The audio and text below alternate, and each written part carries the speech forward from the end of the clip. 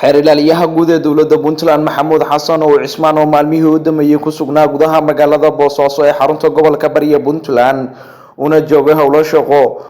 oo ay weheliyaan wasiirka wasaaradda dekedaha gaadiidka badda iyo ka hortagga dambiyada ka dhaca badaha Puntland xeer ilaaliyaha gobolka Bari iyo taliyaha qaybta booliiska ee gobolka Bari Gaashaanle Sare Xuseen Cali Maxamuud ayaa xilli hore oo saaka waxa ay kormeer ku sameeyeen habsami u socodka shaqada ka socota saldhigyada magaalada Boosaaso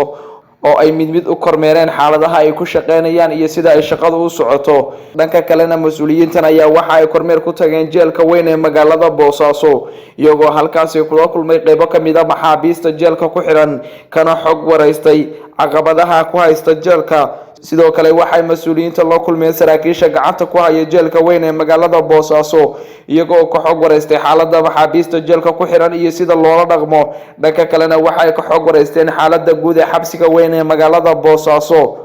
waxaana gabagabadii kormeer ku sameeyeen beer ay sameeyeen saraakiisha xabsiga iyo maxaabiista ku xiran halkaasi oo ay qudaartu uga soo go'do askarta maxaabiista iyo dhammaan cid kasta oo jeelka ka shaqeysa cunadana ay ku darsadaan qudaarta ka soo go'da beertan oo ay hirgeliyeen maxaabiista iyo saraakiisha ka howlgala jeelka weyn ee magaalada Boosaaso waxayna mas'uuliyiintan bogaadiyeen shaqada ka socota jeelka weyn ee magaalada Boosaaso. gabagabadii kormeerka xeer ilaaliyaha guud ee dowladda Puntland Maxamuud Xasan oo Cismaan ayaa shahaado sharaf la guddoonsiiyay taliyaha qaybta booliiska ee gobolka Bari Gaashaanle Sare Xuseen Cali Maxamuud iyo xeer ilaaliyaha gobolka Bari Bashiir Hoobeley iyo Dr. Qodax oo ka howlgala cisbitaalka weyn ee magaalada Boosaaso waxayna shahaadadaasi ku mutaysteen shaqada ay u hayaan bulshada iyo sida ay bulshada ugu shaqeeyaan. taliyaha qaybta booliiska ee gobolka Bari Gaashaanle Sare Xuseen Cali Maxamuud xeer ilaaliyaha gobolka Bari Bashiir Hoobeley xeer ilaaliyaha guud ee dowladda Puntland Maxamuud Xasan oo Cismaan wasiirka wasaaradda dekedaha gaadiidka badda iyo ka hortagga dambiyada ka dhaca badaha Puntland Maxamed Cabdi Cismaan Manjino ayaa gabagabadii goobta ka hadlay. waxaa intaa dheeraa awal kormeer gaar ahaan jireen in uu dhammaan maxkamadaha iyo booliiska iyo bahda cadaaladda oo dhan uu isugu keenay inuu qabto shir ay ugu dhawaanayaan dhinaca cadaaladda oo qof walba shaqada uu hayay iyo waxa uu ka hayay gobolkan lagu arkay iyo sidoo cadaaladda ugu sugayo. ilaaliyaha waxaan leeyahay aad u mahadsan tahay shaqo fiican baad haysaa inay joogto noqoto oo dalka dhan aad saa u joogtaysana waa ka codsanaynaa. waxa noo dheer oo sanadkan aan leelaawi kareyn hadda biladuba nasiyo waxaan arki jirin buu waa war cusub waaye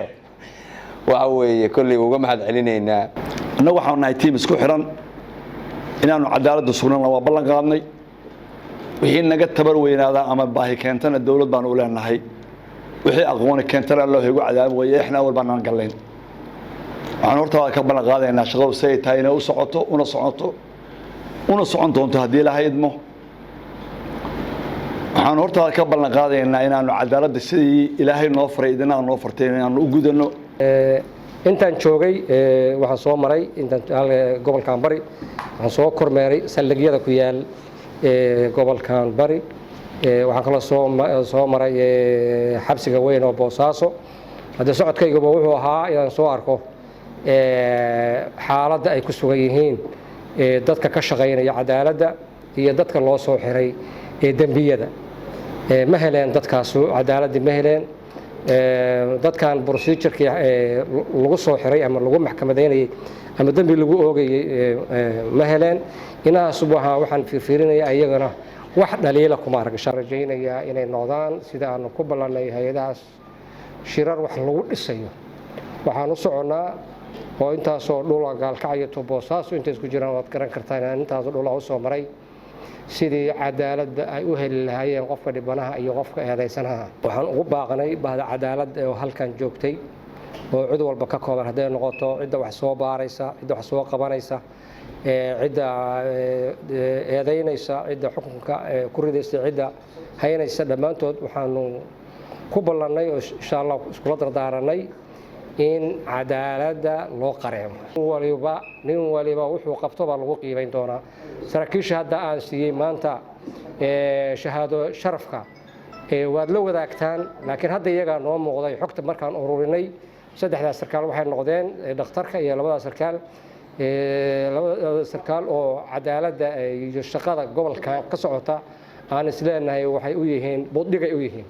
maanta waxaan xeeralyaha iyo taliyaha qaybta aan ku soo maray kormeer saldhigyada qaarkood iyo xabsiga weyn ayaan ku soo maray halkaasoo ay ahayd bal inaanu u kuur garro indhayn xabsiga iyo saldhigyada runtii safarka xeeralyuhu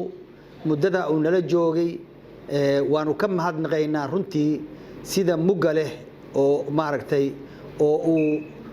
bahda cadaaladda ama ha ahaateen yani dhiirigelin ama ha ahaateen waajibaadkooda shaqo oo loo sharxaayo wixii ka dhiman bini aadan yani qof bini aadan cadaalad loo dhiibay waa imtixaan cadaaladdu imtixaan weeye